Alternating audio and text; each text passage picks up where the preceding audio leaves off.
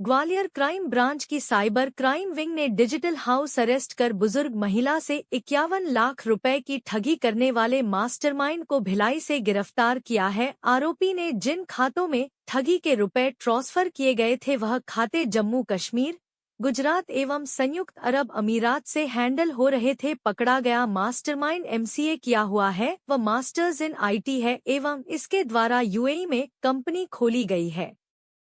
दरअसल ग्वालियर निवासी आशा भटनागर ने शिकायत की थी कि उसके पास किसी अज्ञात व्यक्ति का फोन आया और बोला कि आपके डॉक्यूमेंट पर एक सिम इश्यू हुई है जिसमें आपका आधार कार्ड लगा हुआ है और इस सिम से कई बच्चियों को अश्लील मैसेज भेजे गए हैं। अज्ञात व्यक्ति ने फरियादिया को बताया कि उसके विरुद्ध 24 एफआईआर मुंबई पुलिस ने दर्ज की है। यदि आपने ऐसा कोई अपराध नहीं किया है तो आपको अपनी ऑनलाइन एफआईआर करनी होगी, जिसकी प्रक्रिया बताते हुए उसने स्काइप एप्लीकेशन डाउनलोड करा के स्काइप से वीडियो कॉल कनेक्ट होते ही मनी लॉन्ड्रिंग के केस की बात कही और सभी खातों की जानकारी लेते हुए इनकी जांच सीबीआई, ईडी आदि से जांच कराए जाने की बात कही गई और यह भी कहा गया कि आपके खातों की रकम यदि सही पाई गई तो 24 घंटे के अंदर आपके अकाउंट में पैसे रिफंड कर दिए जाएंगे।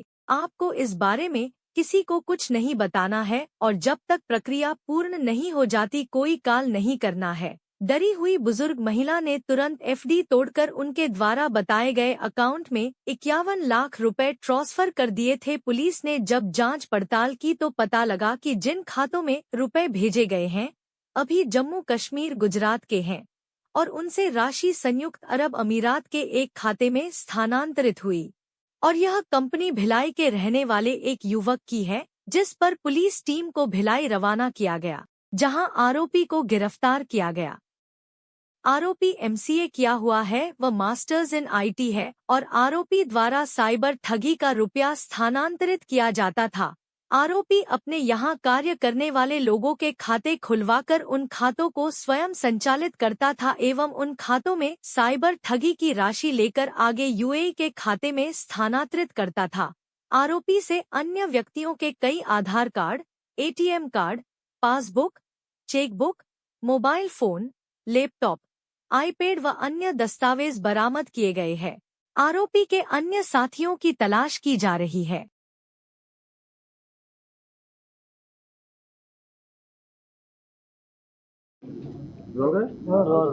देखिए, ये बेसिकली एक साइबर किडनैपिंग या दूसरी भाषा में बोलें तो डिजिटल हाउस अरेस्ट का मामला है। इसमें एक रिटायर्ड महिला को एक दिन कॉल आया और उनको कहा गया कि उनकी जो सिम है फेक आईडी पे ली गई है और उसकी आईडी का उपयोग कई प्रकार के क्रिमिनल ऑफेंसेज में हुआ है। बेसिकली महिला को डराया धमकाया गया और उसको इस मानसिक कंडीशन में ले जाया गया है कि वो मजबूर करके उनको अपने अकाउंट से जो उनका 51 लाख रुपए का एफडी था, तो एफडी तोड़ने के बाद उन्होंने फेक अकाउंट्स में जो दिए गए थे उसको ट्रांसफ़र किया है। तो ये इंटर स्टेट साइबर फ्रॉड का केस है। इसमें जैसे ही सूचना पुलिस को मिली, साइबर थाने में, क्राइम थाने में एफआईआर रजिस्टर्ड हुई। ये बहुत ही सेंसिटिव केस था जिसमें रिटायर्ड महिला को साइबर फ्रॉड में प्रेशराइज करके उसका पूरा अकाउंट खाली करा दिया गया था। इसमें जो विशेष टीम बनाई गई थी उस टीम को लीड कर रहे थे एडिशनल एसपी क्राइम रियाज और उनकी पूरी साइबर की टीम। ये चैलेंजिंग केस था क्योंकि इसमें इनिशियली जो पैसा ट्रांसफ़र हुआ था जम्मू कश्मीर के अकाउंट में हुआ था, उसके बाद सब्सिक्वेंटली कंट्री के कई सारे स्टेट्स के अकाउंट में ट्रांसफ़र हुआ था। कंट्री के अलावा भी ये भी पाया गया था कि इसका जो फ्रॉड का जो पैसा है उसका बड़ा हिस्सा एक यूएई के अकाउंट में ट्रांसफ़र हुआ है। हमारी साइबर टीम लगातार केस को इन्वेस्टिगेट कर रही थी। इसमें जो लीड्स मिली, दुबई से भी हमने काफ़ी इसमें लीगल जानकारियाँ प्राप्त की गई। उसके आधार पर पता लगा कि भिलाई में कुछ अकाउंट ऑपरेट हुए हैं जो कोटक महिंद्रा बैंक के हैं। भिलाई के अकाउंट्स की इन्वेस्टिगेशन करने टीम गई थी और जो एविडेंसेस मिले उसके आधार पर एक मेन जो आरोपी है कुणाल जायसवाल कुणाल जायसवाल बेसिकली भिलाई का रहने वाला है और इसने दुबई में एक कंपनी रजिस्टर की हुई है और ये पूरी संभावना है कि जो फ्रॉड का जो पैसा इसमें लिया गया है वो उसी कंपनी के मार्फत संभवतः ट्रांसफ़र हुआ होगा। तो इसकी कुणाल जायसवाल की अरेस्ट हुई। इसके बाद इसके घर की जो तलाशी ली गई वहाँ से काफ़ी बड़ी संख्या में एटीएम कार्ड्स, बैंक पासबुक और अन्य डॉक्यूमेंट्स मिले हैं। कुछ मोबाइल फ़ोन्स भी मिले हैं। एक प्रकार से इंटर स्टेट और इंटरनेशनल साइबर फ्रॉड गैंग है, जिसमें लोगों को कई प्रकार की टेक्निक का उपयोग करके घर में रहने को मजबूर किया जाता है, उनको एक तरीके से बंधक बना लिया जाता है और ये प्रेशराइज किया जाता है कि वो अपना पैसा ट्रांसफ़र कर दें।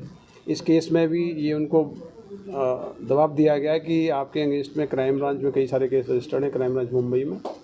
यदि आप लोग कोऑपरेट नहीं करेंगे तो एनफोर्समेंट एजेंसीज़ के जो नोटिस होते हैं उनका प्रारूप उनको शेयर किया गया और लगातार उनको गिरफ्तारी का भय दिखा के, उस भय में दिखा के उनके द्वारा उनकी जो 51 लाख रुपए की पूंजी थी उसको ट्रांसफ़र कराया गया है। तो इसमें अभी काफ़ी इन्वेस्टिगेशन की जानी है, लेकिन प्राइमरीली जो हमारी टीम ने काम किया है बहुत ही ये सफल ऑपरेशन है, जिसमें कोई भी इन्फॉर्मेशन नहीं थी, फेक अकाउंट्स थे। बहुत ही कम जानकारी के आधार पर सक्सेसफुल तरीके से मेन आरोपी को अरेस्ट किया गया है। बाकी इन्वेस्टिगेशन में और एविडेंस से जाएंगे, उस पर कार्रवाई होगी। इनके अलावा कितने और लोग थे? देखिए, ये जो आप देख रहे हैं कि इतनी बड़ी संख्या में ATM cards, bank accounts, mobile phones, तो ऐसा रैकेट है, इसमें बहुत सारे लोग शामिल हो सकते हैं। ये अकाउंट अलग अलग स्थानों से ऑपरेट हो रहे हैं, इंटरनेशनल लिंकेजेस भी हैं, दुबई के कनेक्शंस भी हैं जहाँ पे अकाउंट में पैसा गया है, वहाँ पे कंपनीज भी रजिस्टर्ड हैं।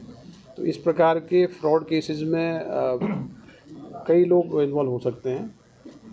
ये लंबी इन्वेस्टिगेशन के बाद क्लियर होगा कि किस प्रकार से इन्होंने पूरे पैसे को चैनलाइज किया है। सर, एक बड़ी मात्रा में आधार कार्ड भी मिले, आईडी मिली, आईडी का डाटा कहाँ से कलेक्ट करते हैं?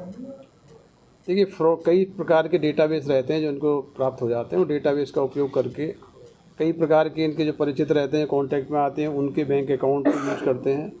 तो ये अभी जो बैंक अकाउंट्स मिले हैं या एटीएम कार्ड्स मिले हैं या जो भी आईडीज़ मिली हैं, उन सभी को इन्वेस्टिगेट हमारी टीम करेगी और मुझे लगता है कि बहुत बड़ा ये रैकेट इसमें निकल के आएगा। सर, जायसवाल के अलावा और भी कुछ लोग इसके साथ में हैं गैंग के? प्राइमरी जानकारी मिली है, अकाउंट होल्डर्स की जानकारी मिली है, इनके जो एम्प्लॉइज हैं उनकी जानकारी मिली है, इनकी कंपनी की जानकारी मिली है।